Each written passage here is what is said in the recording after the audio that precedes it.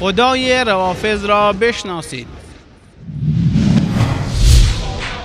ولی الله ولی الله ولی الله ولی الله اسد الله اسد الله وجه الله شمس الله سیف الله حسن الله نور الله علی هزار بار بمیرد روحم میون کهکشون آقی نویسه علی مولا مولا خالق ارض و سمایی حیدر حیدر روزی ده ما سبایی حیدر حیدر عبد خدا و خدایی شه دریا دل حیدر حیدر مستم و حیدر پرستم حیدر حیدر مستم و حیدر پرستم شه دریا دل حیدر حیدر. یاد اون لحظه ای که دوتا ملک سوال کنن تو سال اولی بگم علی دیگه هر چی که بگم حسین من قبلتک حسین من دینک من قبلتک حیدر روزی ده ما سوایی شه دریا دل حیدر حیدر حیدر حیدر حیدر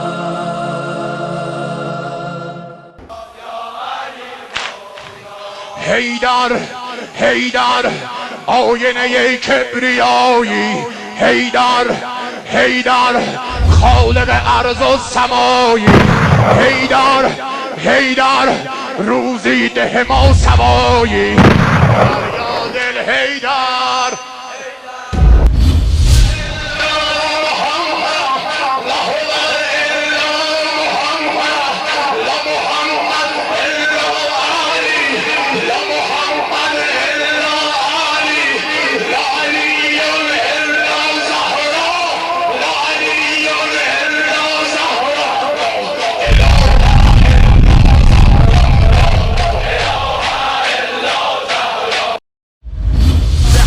نمازم به علی سجودم به علی قعودم به علی قنوتم به علی سلامم به علی رکوعم به علی صلاتم به علی زکاتم به علی صیامم که علیست عشقم که علیست دینم که علیست آیین که علیست آیین که علیست ایمان که علی دنیا و آخرت همه در دست حیدر است بیچاره آن که دامن لطفش رها کند.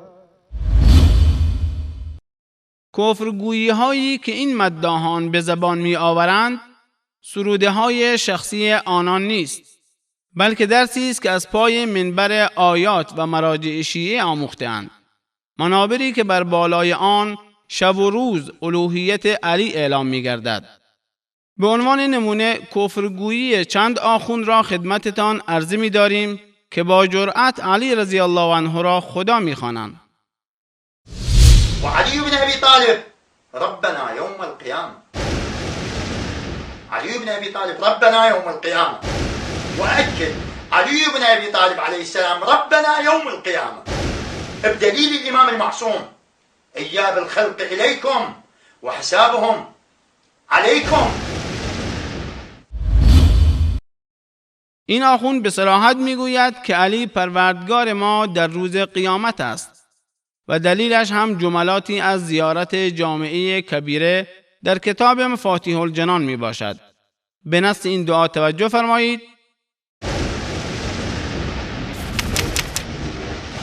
ایاب الخلق الیکم و حسابهم علیکم و فصل الخطاب عندکم.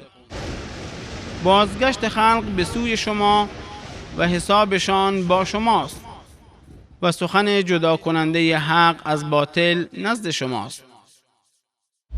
هذا دليلنا نحن علي بن أبي طالب يوم القيامة يكون رب من الأرباب ويحاسب شيعته، وأنتم المخالفين لعلي بن أبي طالب وأتباع علي بن أبي طالب إن شاء الله يوم القيامة في قبضة علي بن أبي طالب، ويليكم نار جهنم وبئس المصير إن شاء الله. وإن شاء الله يدخل شيعته في الجنة ويدخلكم في النار. اینما تولوا فثم وجه الله، وجه الله رو گفتن علی است، علی وجه الله. علی مظهر اسمای حسنای الهی است. علی ید الله، علی عین الله. الامام واحد دهره لا یدانیه احد ولا یعادله عالم ولا یوجد له بدل ولا له مثل. حتی مثل نداره، خدا مثل داره، امام مثل نداره. خدا 14 تا خدا مثل خودش خلق کرده که مثل او هست.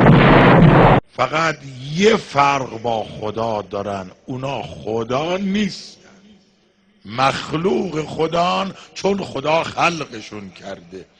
و الا حسین ابن علی یعنی علم خدا، یعنی حسین و علم. حسین ابن علی یعنی تمام علم و قدرت و احاطه و سلطنت و ولایت الهیه که در نظام خلقت جاری. انما الهكم الله الذي لا اله الا هو وسع كل شيء علما. در حقیقت معبود بر حق شما تنها الله است، همان ذاتی که جز او معبودی نیست. علم او همه چیز را فرا گرفته است.